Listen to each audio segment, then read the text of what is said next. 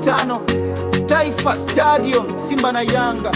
Lakini swali ni moja, je, itachezwa au historia itaandikwa kwa kalamu ya jury?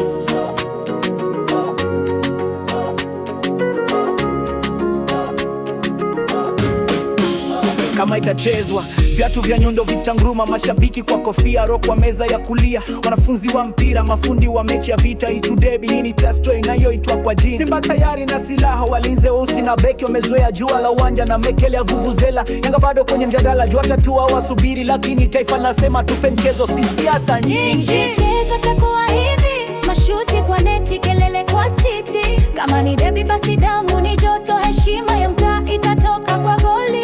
Ikichezwa itakuwa hivi, wanaume kwa viatu, si maneno tumita. Mpira si siasa, ni jasho kwa jukwaa. Sisi mashabiki tunahitaji majibu. Yanga tunalilia haki, si kukwepa uwanja. Tulikumbushwa Machi 8 tulivyotemwa bila huruma, lakini tukirudi ni jua juu ya Simba. Tutaandika kiapo kwa migusi, kwa barua. Wazee wameongea, vijana tumesisitiza. TFF tambueni, timu si genge la maficho. Huni mpira wa milioni, si mechi ya genge la duka. Ikichezwa kwa haki, taifa litachavuka. Ikichezwa itakuwa hivi, mpira ni vita, jipaji akili. Tukutane uwanjani, si kwenye hashtags. Vijana wa taifa wanahitaji show ya karne.